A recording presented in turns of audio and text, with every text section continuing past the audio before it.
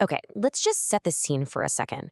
Imagine you wake up on a totally ordinary morning. The sun's shining, people are commuting to work, kids are walking to school. Everything just feels entirely normal, peaceful, and predictable.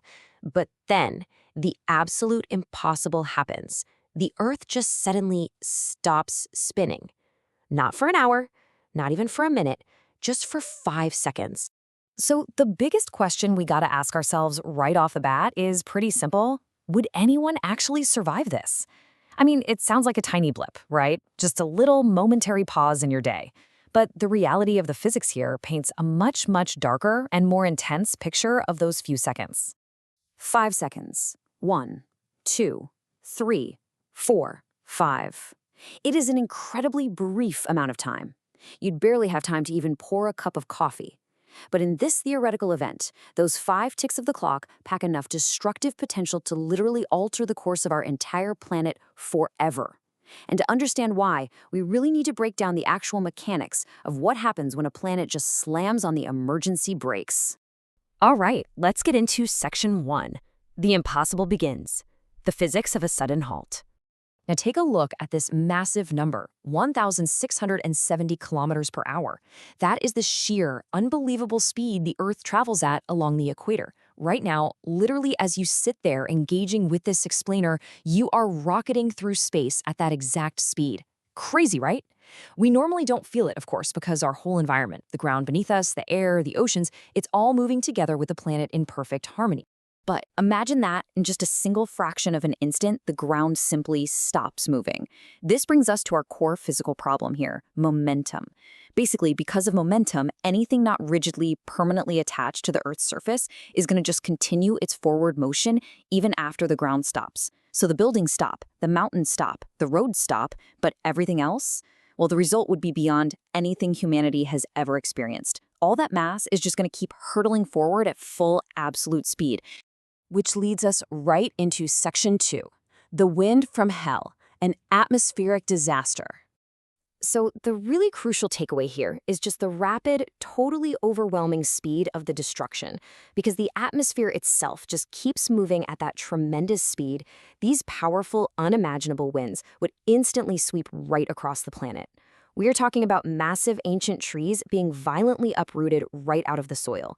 Cars being pushed and completely overturned like toys, glass shattering everywhere all at once. The sky would instantly fill with blinding dust and debris. Ultimately, you'd see catastrophic structural failures everywhere, mostly just because our human-made buildings simply aren't designed to take extreme forces coming completely out of nowhere like that. Let's move to the water. Section 3. The ocean's rise. Water's unstoppable momentum. Okay, let's walk through this absolute nightmare step by step. First off, the oceans, which obviously hold a just unbelievable amount of mass, they don't stop instantly either. They retain all of that forward momentum. And this immediately kicks off the next phase. Enormous, surging waves are created out of thin air. Then it really hits home. Coastal cities would face catastrophic, immediate flooding. Ships would get thrown miles from where they were, and entire island chains might honestly just get completely overwhelmed by the sea.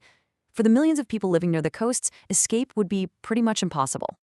So, what happens next? Section 4. The aftermath. 5 seconds that changed everything.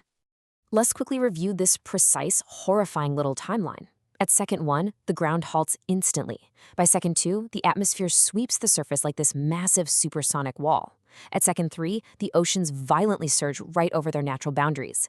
And then, at second 5, the rotation suddenly just resumes. It's literally a mere 5 seconds of chaos. But when you map it out like this, you can really feel just how visceral and all-encompassing those 5 ticks of a clock would be. And what remains? A drastically, completely different planet. Only 5 seconds have passed, right? But we'd be looking at utterly devastated cities, failed power grids that plunge entire continents into absolute darkness, disrupted communication networks, which means no one can even connect or call out for help. And naturally, emergency services would be instantly overwhelmed, assuming they could even mobilize at all. Humanity would just be left standing in the ruins, desperately trying to wrap our heads around what just happened in a mere 5 seconds. Now for the good news. Section 5. Back to reality. Could this really happen? Okay, let's all take a collective deep breath. This entire scenario is, thankfully, really just a thought experiment. But it's a super vital one because it helps us appreciate our planet. A hypothetical stopped Earth gives us catastrophic momentum, sweeping winds, and massive flooding. But our actual spinning Earth, it gives us literally everything we hold dear.